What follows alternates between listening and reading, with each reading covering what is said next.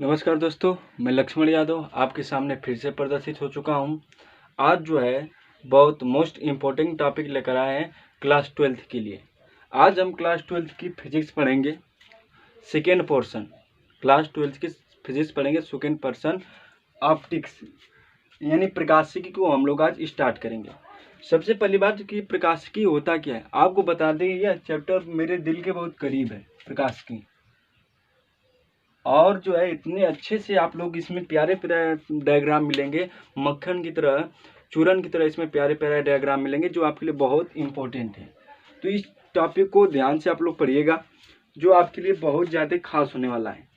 तो शुरू से अंत तक एक भी वीडियो छोड़े ना, जिससे कि समझने और पढ़ने में दिक्कत ना हो। तो स्टार्ट करते हैं। प्रकाशिकी क्या होता है, तो चूँकि आपको बता दें प्रकाशिकी दो पार्टों में बताए 12th के।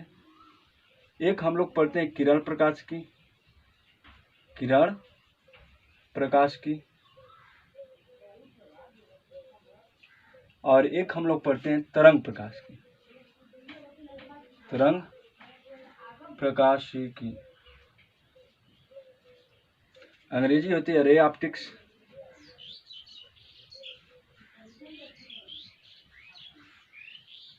और होते हैं वेव ऑप्टिक्स,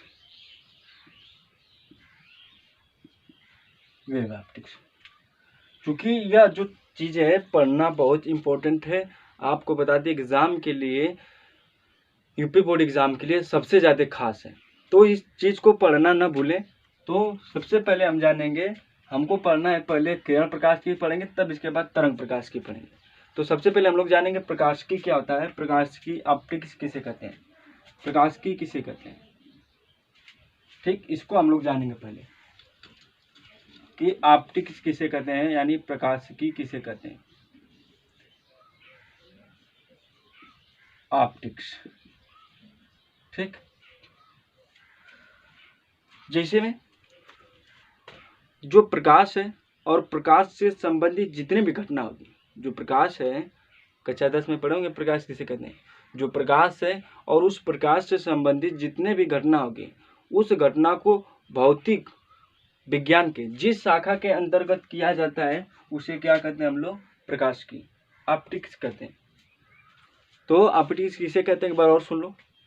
प्रकाश तथा प्रकाश से संबंधित घटनाओं को, जितने घटनाएं उनके बारे में अध्ययन करने के लिए भौतिक विज्ञान के जिस शाखा के अंतर्गत किया जाता है उसे क्या कहा जाता है, प्रकाशिकी। तो चूंकि मैं इसकी परिभाषा लिख दे रहा हूं तो नोट कर लीजिएगा आप। आपके सामने मैं प्रकाशिकी की परिभाषा लिख दिया और नोट कर लीजिएगा कि प्रकाश तथा प्रकाश से संबंधित जितने भी घटना होंगे, घटनाओं का अध्ययन भौतिक विज्ञान की जिस शाखा के अंतर्गत किया जाता है उसे क्या कहेंगे, प्रकाशिकी कहेंगे। ठीक, प्रकाशिकी आप लोग जान गए। अब आपके मन में यह अध्ययन होगा कि सर प्रकाश क्या होता है, यानी लाइट क्या होती है। प्रकाश, लाइट, अंग्रेजी लाइट होती है। ठीक, कक्षा 10 में पढ़े होंगे आप लोग, या उससे पहले भी 6, 7, 8 में भी पढ़े होंगे कि प्रकाश एक प्रकार की ऊर्जा होती है। एक प्रकार की क्या होती है, ऊर्जा होती है, जिसके द्वारा हमें और हमारे नेत्रों को क्या मिलता है, दृष्टि जागृत मिलता है, वस्तुओं को देखने का संज्ञान मिलता है, ज्ञान मिलता है। तो चूंकि वह छोटी मोटी परिभाषा छोटी कक्षाओं के लिए उत्तम थी, लेकिन आप जब इंटर में आएंगे तब वहाँ परिभाषा क्या होती है, बदल जाती है। प्रकाश के लिए परिभाषा होती है, प्रकाश एक प्रकार की, प्रकाश एक प्रकार की, प्रकाश एक प्रकार की विद्युत चुंबकीय तरंग, विद्युत चुंबकीय तरंग। अंग्रेजी है तो इसका इलेक्ट्रोमैग्नेटिक वेव, इलेक्ट्रोमैग्नेटिक वेव। बात समझना, अगर बात समझ में आ जाएगी तो पकड़ लोगे तुम, ठीक है। तो प्रकाश एक प्रकार की क्या है, हमारी विद्युत चुंबकीय तरंग है। प्रकाश एक प्रकार की क्या है हमारी, अभी बेसिक बातें बता रहे हैं, तब इसके बाद हम पढ़ेंगे इसमें से किरण प्रकाश को पढ़ा जाएगा। ठीक है। तो प्रकाश एक प्रकार की विद्युत चुंबकीय तरंग है। परिभाषा तो हम लोग कक्षा 10th में पढ़ते आ रहे थे कि प्रकाश एक प्रकार की ऊर्जा है जिसके द्वारा हमारे नेत्रों को दृष्टि जागृत होता है, ज्ञान मिलता है, वस्तुओं को देखने के लिए सहायता करती है, वह एक प्रकार की प्रकाश है। लेकिन यहाँ पर प्रकाश की परिभाषा थोड़ी बदल जाती है। प्रकाश एक प्रकार की विद्युत चुंबकीय तरंग होता है। विद्युत चुंबकीय तरंग का मतलब होता है, इसको कहा जाता है दृश्य तरंग। क्या कहा जाता है? दृश्य तरंग। दृश्य तरंगे भी कहा जाता है। तो चूंकि इतना बात नोट कीजिए, मैं ऊपर बता रहा हूँ, ठीक है। इतना सिलेबस आपके लिए प्रकाश की में किरण प्रकाश की और तरंग प्रकाश की पढ़ना है। हम लोग आज पढ़ेंगे किरण प्रकाश की, स्टार्ट करेंगे। क्योंकि बेसिक मैं बता रहा हूँ, बेसिक समझ लीजिए, तब इसके बाद चैप्टर को स्टार्ट किया जाएगा। तो जल्दी नोट कर लो, फिर आगे चलते हैं।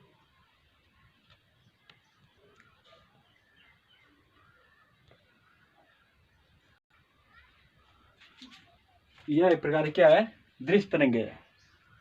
दृश्य तरंगे जो है यह 7 रंगों में विभक्त होती है। विभगो नाम सुनेंगे? विभगो,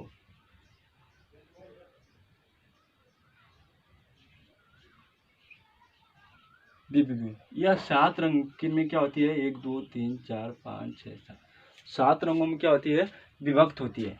इन्हीं 7 रंगों को अगर मिला दिया जाता है तो इसे कहा जाता है श्वेत प्रकाश, जिसे हम लोग सामान्य भाषा में प्रकाश कहते हैं।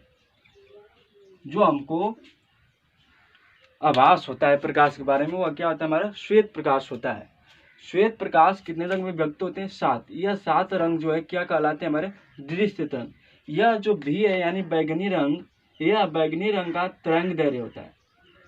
बैगनी रंग का तरंग दैर्घ्य होता है 4000 एंगस्ट्रॉम। कितना होता है? 4000 एंगस्ट्रॉम।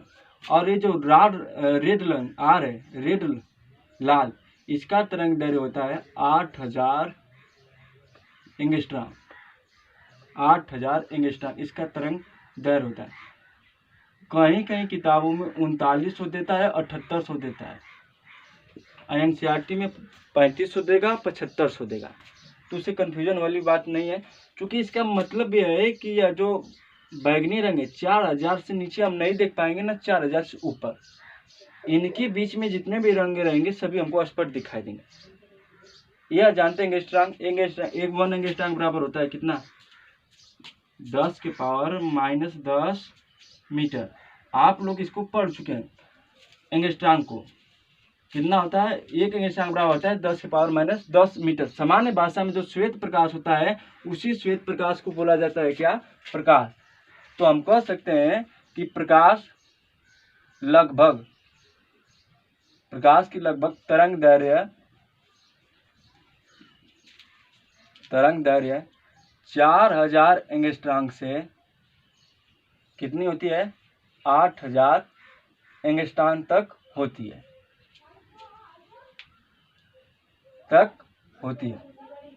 तो यह जो है प्रकाश का क्या है? लगभग तरंग दैर्घ्य है। यह जो है सिर्फ 4000 से नीचे रहेगा तो नहीं देख पाएंगे, अगर 4000 से ऊपर होगा तो भी हम प्रकाश के द्वारा वस्तुओं को नहीं देख पाएंगे। और ये भी बात है, प्रकाश की खासियत है, प्रकाश जो है माध्यम पर निर्भर नहीं करता है। प्रकाश जो है, प्रकाश संचरण के लिए माध्यम की आवश्यकता नहीं होती है।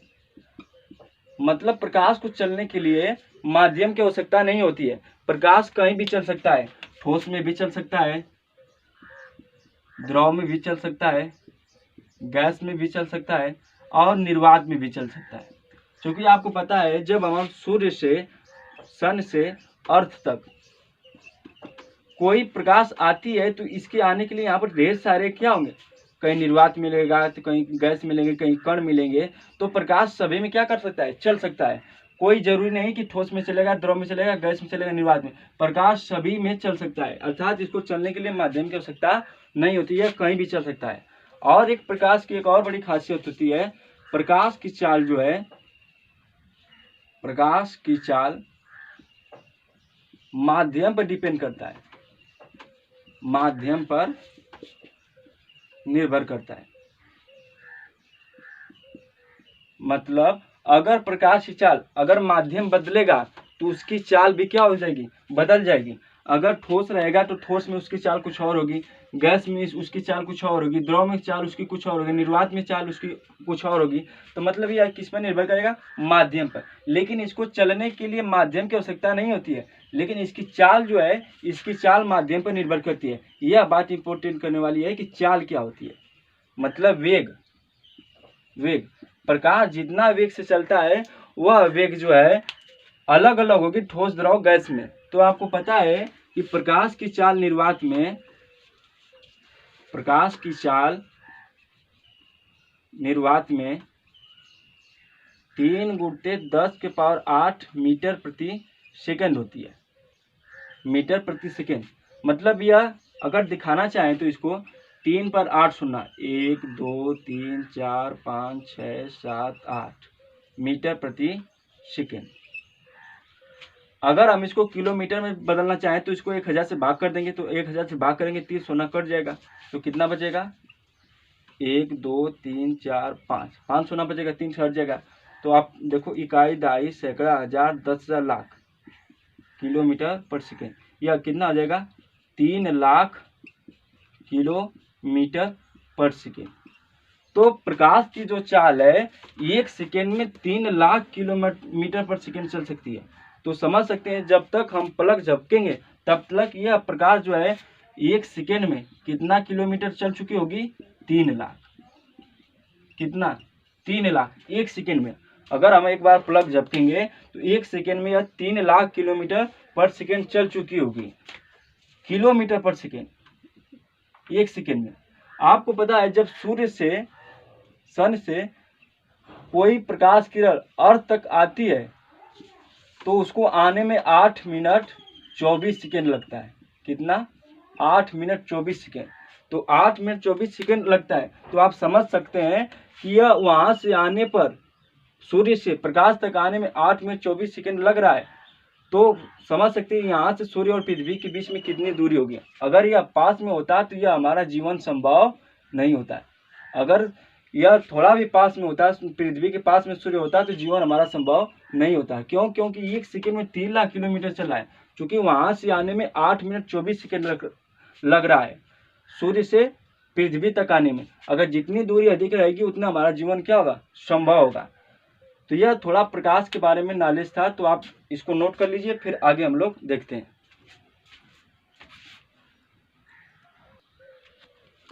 चलिए देखते हैं अब आगे। प्रकाश को सूर्य से पृथ्वी तक आने में कितना मिनट लगेगा, 8 मिनट 24 सेकेंड लगता है। और आप लोग को पता होगा प्रकाश जो है सीधी रेखा में गमन करता है। किसमें, सीधी रेखा में गमन करता है। गमन मतलब चलता है, सीधी रेखा में चलती है प्रकाश किरण। और प्रकाश किरण प्रकाश के सरल रेखीय पथ को किरण कहते हैं। मतलब अगर प्रकाश सीधी रेखा में चलेगा, अगर सीधी रेखा में एक सरल रेखा नुमा बनाएगा तो इसी सरल रेखा को कहा जाएगा किरण। क्या कहा जाएगा, किरण यानी रे।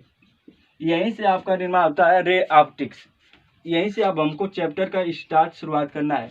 जब प्रकाश को चलने के लिए सरल रेखीय पथ में चलता है तो उसे कहा जाता है किरण, यानी रे ऑप्टिक्स कहा जाता है।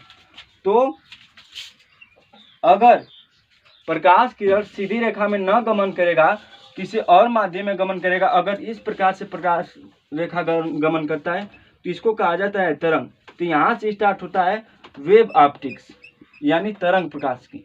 यानी प्रकाश किरण जब सीधी रेखा में चलेगा तो उसे क्या कहेंगे, किरण। तब यहाँ से निर्माण होगा रे ऑप्टिक्स। अगर यही प्रकाश किरण हमारी तरंग के रूप में चलती है तो वहाँ से निर्माण होगा हमारा क्या, वेव ऑप्टिक्स। क्योंकि हम लोग सबसे पहले पढ़ेंगे रे ऑप्टिक्स, किरण प्रकाश की, तब इसके बाद हम लोग पढ़ेंगे वेव ऑप्टिक्स। तब हम स्टार्ट करते हैं आप रे ऑप्टिक्स को, यानी किरण प्रकाश की को। नोट कर लो इतना।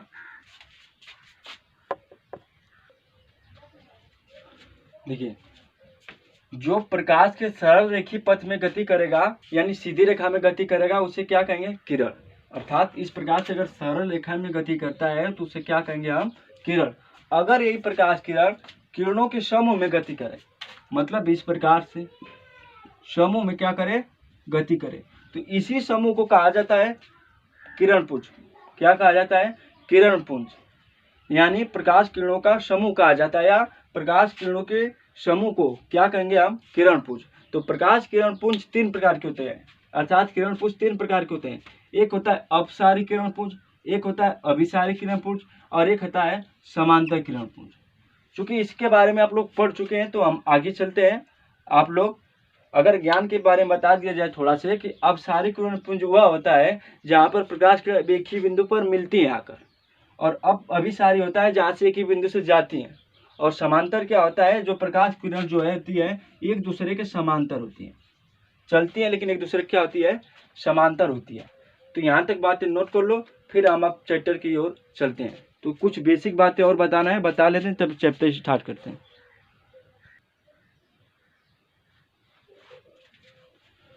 चलिए ठीक है, बेसिक जानकारी स्टार्ट आप लोग जान गए। अब हम लोग चैप्टर की ओर बढ़ते हैं। चैप्टर का नाम है, पहला चैप्टर है ऑप्टिक्स का, प्रकाश का परावर्तन, गोलीय दर्पण तथा प्रकाश का अपवर्तन। चूंकि यह थोड़ा 10 की बातें हैं ज़्यादातर, तो थोड़ा स्पीड से चलेगा क्योंकि 10 में आप लोग पढ़ चुके हैं, लेकिन फिर भी आपको समझाया जाएगा, जरूर अवश्य समझ में। लेकिन सबसे पहले यह जानना जाएगा कि इस चैप्टर का नाम कैसे पड़ा, कैसे चैप्टर का नाम हो गया प्रकाश का परावर्तन, गोलीय दर्पण तथा प्रकाश का अपवर्तन। तो इस चीज को जानने के लिए मैं एक नोट में बात लिखा हूं कि क्या होता है जब प्रकाश किरण एक माध्यम से दूसरे माध्यम में क्या करता है? प्रवेश करता है। जैसे मान लीजिए यह हमारा माध्यम नंबर 1 है, माध्यम नंबर 1 है, और यह माध्यम हमारा क्या है? 2 है। बात समझना। और इसका नाम है पृथककारी पृष्ठ, पृथककारी पृष्ठ। मैं अभी वही बेसिक में है थोड़ा, लेकिन चैप्टर की ओर बढ़ रहा हूँ। माध्यम 1 कुछ भी हो सकता है, हवा पानी। माध्यम 2 कुछ भी हो सकता है, कांच गिलास, कुछ भी हो सकता है, ठीक। माध्यम 2, तो जब प्रकाश किरण आती है ये पृथककारी पृष्ठ टकराती है, टकराने के बाद फिर यह क्या होती है? वापस हो जाती है। भाई जब प्रकाश किरण आएगी इस पृथककारी पृष्ठ टकराएगी तो उसमें घटना होगी। पहली घटना क्या होगी? यह टकराकर वापस हो जाएगी, यह टकराकर क्या हो जाएगी? वापस हो जाएगी। तो मैं लिख रहा हूं पहली घटना क्या होगी। देखिए देखिए क्या होता है जब प्रकाश किरण एक माध्यम से दूसरे माध्यम में प्रवेश करती है। तो जब प्रकाश किरण एक माध्यम से दूसरे माध्यम में प्रवेश करेगी तो उसमें 3 घटना होती है। कितने घटना होगी? 3 घटना होती है। पहली घटना यह होगी कि प्रकाश किरण जो है पृष्ठ टकरा के पुनः उसी माध्यम में वापस हो जाएगी। तो यहाँ लिखा हूँ पहली घटना में प्रकाश पुनः उसी माध्यम में क्या हो जाती है? वापस लौट जाती है। दूसरी घटना होगी प्रकाश किरण जो है यह दूसरे माध्यम में क्या करेगा? प्रवेश करेगा। दूसरे माध्यम में क्या करेगा? प्रवेश करेगा, लेकिन अपने मार्ग से क्या हो जाएगा? विचलित हो जाएगा। अपने मार्ग से क्या हो जाएगा? विचलित हो जाएगा। जब प्रकाश किरण दूसरे में क्या करेगी? दूसरे में प्रवेश करेगी। दूसरे माध्यम क्या करेगी? प्रवेश करेगी। तो प्रकाश किरण क्या हो जाएगी? अपने मार्ग से विचलित हो जाएगी। देखिए जाना चाहिए इधर, लेकिन हमारे मार्ग से होगी क्या? विचलित। तो यहाँ पर लिखा हूँ प्रकाश किरण दूसरे माध्यम में क्या करती है? प्रवेश करती है तथा अपने मार्ग से क्या होती है? विचलित हो जाती है। अपने मार्ग से क्या हो जाती है? विचलित हो जाती है। और तीसरा घटना यह होगा कि प्रकाश किरण जब पृथककारी पृष्ठ से टकराएगा तो पृथककारी पृष्ठ उसे अवशोषण कर लेगा। उसे क्या कर लेगा? अवशोषण कर लेगा, मतलब उसको अपने में शोषण कर लेगा, अपने में आकर्षित कर लेगा, खींच लेगा। जैसे में पेड़ पौधे की पत्तियां होती है ना, अपना भोजन कैसे बनाती हैं? एक उनके अंदर क्लोरोफिल पाया जाता है, तो वह प्रकाश किरणों को क्या करती है? अपने में अवशोषण कर लेती है। तो वह एक प्रकार क्या मालूम? पृथककारी पृष्ठ है। अगर एक बार फिर से बता रहा हूं, जब प्रकाश किरण एक माध्यम से दूसरे माध्यम में प्रवेश करता है तो उसमें 3 घटना होती है। कितने घटना होती है? 3 घटना होती है। पहली घटना कि अपने मार्ग में वापस आ जाएगा।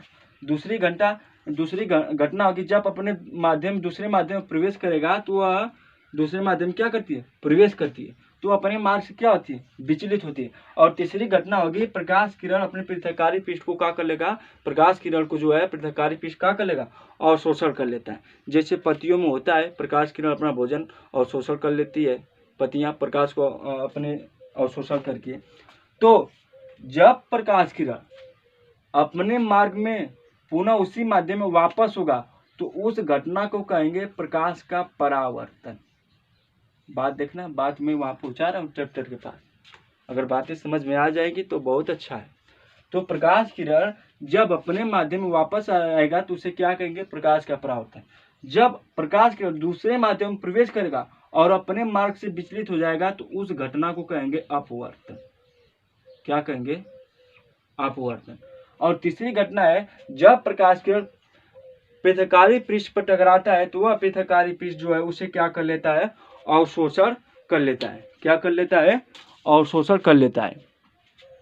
ठीक, यह तीनों घटना पे ही आधारित ये हमारा चैप्टर है। समझ में आया चैप्टर का नाम कैसे पढ़ा? चैप्टर का नाम इस प्रकार से पढ़ा कि जब यह लोग सोचे कि जब प्रकाश किरण एक माध्यम से दूसरे माध्यम में जाएगा तो क्या होगा, उसमें 3 घटना होंगी।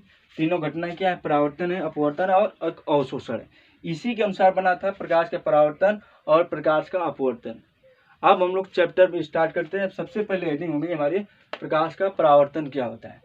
तो यहाँ तक बातें नोट कर लो, इम्पोर्टेंट बातें हैं और ज्ञान की बातें और अच्छा भी बातें हैं, क्योंकि इस बात को कोई बताता नहीं डायरेक्ट तुरंत प्रकाश का परावर्तन पढ़ाने लगता है या तो अपवर्तन या गोलीय दर्पण। लेकिन मैं 0 लेवल से स्टार्ट किया हूँ क्योंकि आपको मक्खन की तरह समझ में आए। फिजिक्स इतना चूरन की तरह समझाऊंगा कि आप भी कहेंगे क्या समझ में आ रहा है। जल्दी से नोट करो फिर आगे चलते हैं।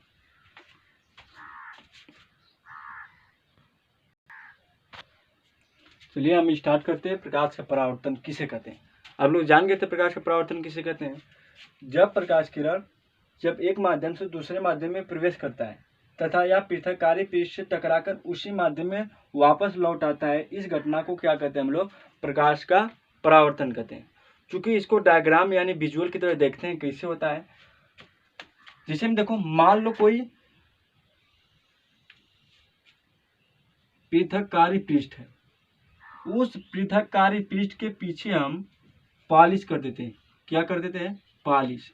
तो इसे कहते हैं पॉलिश सतह। क्या कहेंगे, पॉलिश सतह। और इसको कहेंगे परावर्तक पृष्ठ या पृथककारी पृष्ठ। ठीक, परावर्तक पृष्ठ। बात समझना। आप देखो, जब प्रकाश किरण क्या आती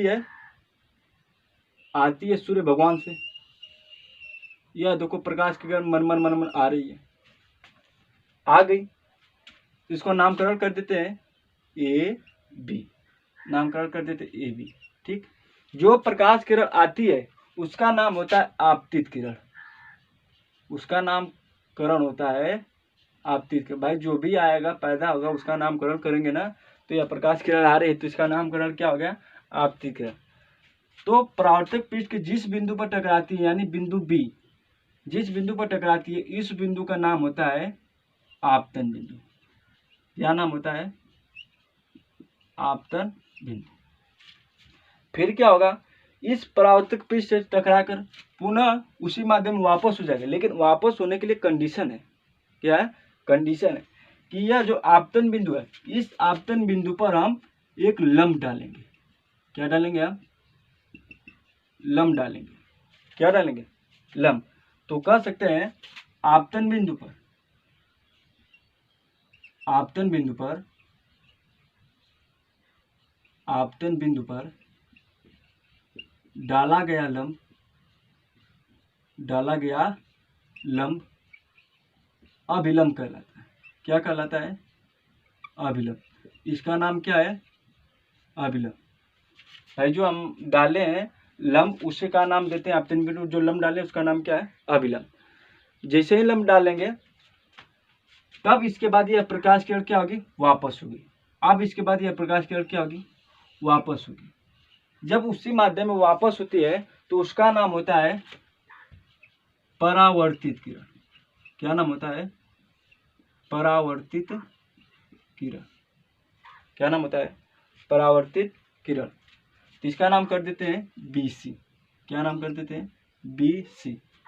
ठीक, तो मैं यहाँ लिख दे रहा हूँ AB हमारी क्या होगी? आपतित किरण। क्या होगी? आपतित किरण। BC हमारा क्या होगा? परावर्तित किरण। क्या होगा? परावर्तित किरण। और इसका भी नाम कर देते हैं, कुछ भी लिख देते हैं यहाँ पर D, यानी BD। BD हमारा क्या होगा? आपतन। BD हमारा क्या होगा? आपतन बिंदु पर डाला गया अभिलंब, यानी अभिलंब लिख देते हैं। ठीक, अभिलंब। और बिंदु B हमारा क्या होगा? बिंदु B हमारा होगा आपतन बिंदु। क्या होगा? आपतन बिंदु। तो यहां से परिभाषा कैसे होगी समझना। यह प्रकाश किरण क्या करे? आ रही है, किसी परावर्तक पृष्ठ क्या करे? टकरा रही है, टकरा कर फिर उसी माध्यम क्या कर रही है? वापस जा रही है। इस घटना को क्या कहेंगे हम? प्रकाश के परावर्तन। बात समझो, एकदम चूरन की तरह परिभाषा बता रहा हूँ, याद हो जाएगी मक्खन की तरह। देखो सुनो, प्रकाश किरण क्या कर रही है? आ रही है। जो आ रही है प्रकाश किरण उसका क्या नाम है? आपतित प्रकाश किरण। जिस परावर्तक पृष्ठ के बिंदु पर टकरा रही है उसका क्या नाम है? आपतन बिंदु। टकरा कर जो उसी माध्यम में वापस जा रही है उसे क्या कहेंगे हम? परावर्तित किरण। क्या कहेंगे? परावर्तित किरण। या इस घटना को हम कहेंगे क्या? प्रकाश का परावर्तन। क्या कहेंगे हम लोग? प्रकाश का परावर्तन। देखो चूरन की तरह समझो, यह प्रकाश किरण देखो मन मन क्या कर रही है? आ रही है। मन क्या कर रही है? आ रही है। किसी परावर्तक पृष्ठ क्या कर रही है? टकरा रही है। टकरा कर फिर उसी माध्यम मन मन क्या कर रही है? वापस जा रही है। इस घटना को क्या कहेंगे? प्रकाश का परावर्तन। क्योंकि मैं आपको याद करने के लिए बता रहा हूँ, यह लिखना नहीं कि मन मन आ रही है, मन मन जा रही है, लिखना नहीं, लेकिन याद करने के लिए बता रहा हूँ कि जिससे आपको समझ में आ जाए। एक और देखो, एक और तरीके से याद कर सकते हो, आ रही है, टकरा रही है, उसी में वापस जा रही है। इस घटना को क्या कहेंगे? प्रकाश का परावर्तन। क्योंकि आप जैसे मन के तैसे याद कर सकते हैं, लेकिन लिखना आपको याद पड़ेगा अच्छे तरीके से। जो अन प्रकाश किरण आ रही है भैया उसका क्या नाम है? आपतित किरण। परावर्तक पृष्ठ के जिस बिंदु पर टकरा रही है भैया उसका क्या नाम है? आपतन बिंदु। टकरा कर जिस माध्यम में वापस जा रही है उसका क्या नाम है? परावर्तित किरण। जो आपतन बिंदु पर लंब डाला गया उसका क्या नाम है? अभिलंब। आप लोग के दिमाग में एक और क्वेश्चन उत्पन्न होना चाहिए कि सर यहाँ पर इन सभी को किरण से दर्शाए लेकिन इसको डाट डाट से दर्शाए, क्यों? भाई बहुत लोग बता नहीं पाते इसका आंसर जवाब। तो बात समझो, क्यों डाट डाट से बनाया? क्योंकि हमको सिर्फ वही प्रकाश किरण की आवश्यकता, एक ही प्रकाश किरण की आवश्यकता है। अगर इसको भी दिखाने लगेंगे प्रकाश किरण से, हम सिर्फ इसको आभास करें कि इस हाथ से हम लंब डाल सकते हैं। आभास वाली चीज को, आभासी वाली चीज को हम डाट डाट से प्रदर्शित करते हैं। किरण हमको यह नहीं बताना है, हमको सिर्फ आभास करना है कि यहाँ से हम लंब डाल सकते हैं। यह अगर हम रेखा खींच देंगे तो यह किरण को बताने लगेगा। तो किरण हमको नहीं खींचना, किरण हमको एक ही आवश्यकता है परावर्तन के लिए। ठीक है, तो बात इतने एक ही में काम बन जाएगा। तो दूसरा का करेंगे तो गोजी गुजा होगा, समझ में नहीं आएगा। बात समझ गए? अब देखो जो मैं बात बताने जा रहा हूं, यह जो आपतित किरण है, आपतन बिंदु के मध्य अभिलंब, जो आपतन बिंदु तथा आपतित किरण तथा आपतन बिंदु के मध्य अभिलंब के बीच एक कोण बन रहा है। देखो यहाँ पर कोण बन रहा है ना, इस कोण का नाम होता है आई, यानी आपतन कोण। अभिलंब और परावर्तित किरण के भी मध्य कोण बन रहा है, इस कोण का नाम होता है आर, परावर्तन कोण। चूंकि मैं यहाँ पर लिख दे रहा हूं, ठीक है, देखो इधर परिभाषा तो जान गए। अब देखो जो आपतित किरण है और आपतन बिंदु के मध्य अभिलंब, अभिलंब के मध्य बना कोण क्या कहलाएगा? आपतन कोण। इसे आई से प्रदर्शित करते हैं। देखो आपतित किरण, आपतन बिंदु, आपतित किरण और आपतन बिंदु तथा अभिलंब, यह अभिलंब के मध्य जो भी कोण बन रहा है इस कोण को क्या कहेंगे हम लोग? आपतन कोण। ठीक, अब दूसरे का परावर्तित किरण, आपतन बिंदु तथा अभिलंब के मध्य बना कोण क्या कहलाएगा? परावर्तन कोण।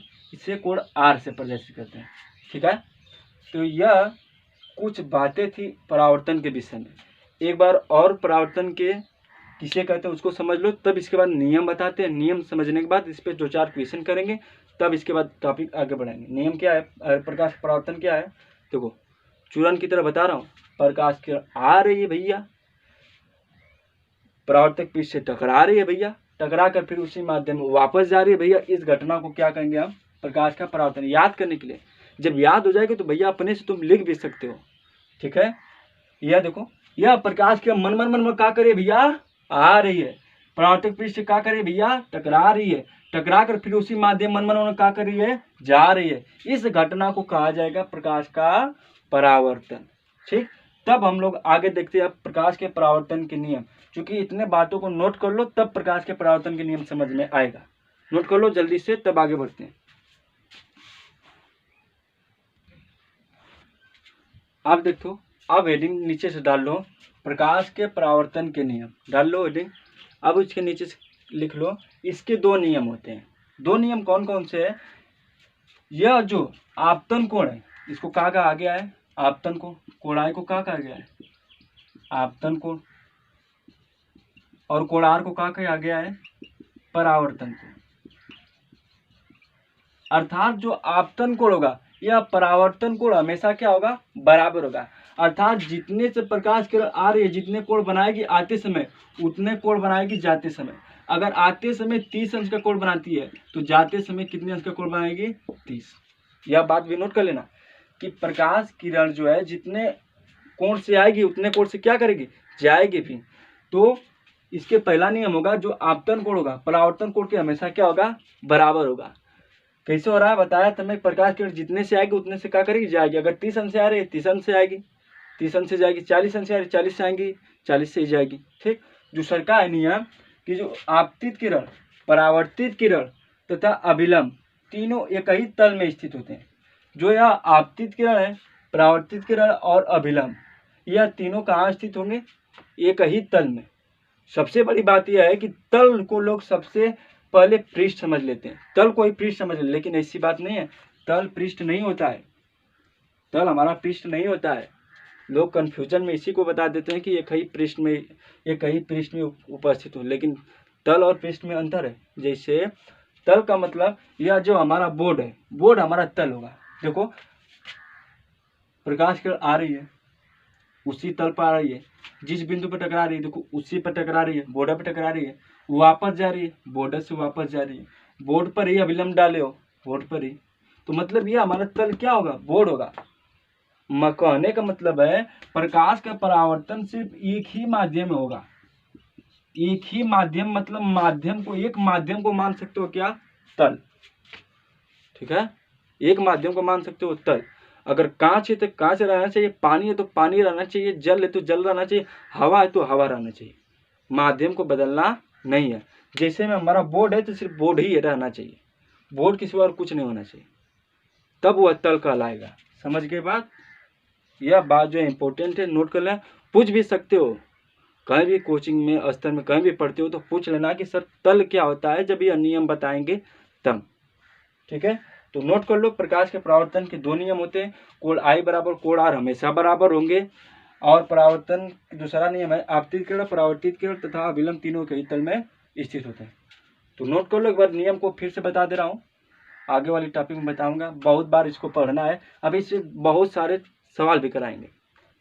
तो नोट कर लो जल्दी से। हो गया, धन्यवाद। यह हमारे दिल के करीब चैप्टर था। मैं आपको बहुत उतना अधिक से अधिक कोशिश करूंगा कि मक्खन की तरह टॉपिक एकदम चूरन हो जाए। इसमें इतने प्यारे प्यारे डायग्राम मिलेंगे कि आपको एकदम मक्खन की तरह समझ में आएगा। तो धन्यवाद। शेयर कीजिए, सब्सक्राइब कीजिए, कमेंट कीजिए और लाइक कीजिए, और बेल आइकन को जरूर दबाइए कि जिससे कि आपको जितने भी वीडियो मिले हमेशा अपडेट रहें, हमेशा तैयार रहें। आपको सिलेबस बहुत जल्द फिजिक्स केमिस्ट्री खत्म हो जाएगा, ठीक है। तो चूँकि मैं दूसरा पोर्शन इसलिए स्टार्ट किया हूँ, बहुत लोग जो है पहले पोर्शन को पढ़ा रहे हैं, इलेक्ट्रोमैग्नेट पढ़ा रहे हैं, तो उससे हमसे मतलब नहीं भाई, वहाँ पर भी पढ़ते रहो, हमारा भी पढ़ लो, क्या करना है। वो लोग तो पढ़ा रहे हैं, मैं आगे सोच के पढ़ा रहा था कि जल्दी से अपडेट हो जाओ। हम भी स्टार्ट करेंगे वही बात, तो मज़ा नहीं ना आएगा, लेकिन स्टार्ट करेंगे, आपको भी दिखाएंगे जलवा उसका भी। तब तक इसको नोट कर लो। धन्यवाद, बाय बाय। शेयर करो भाई जल्दी से जल्दी से।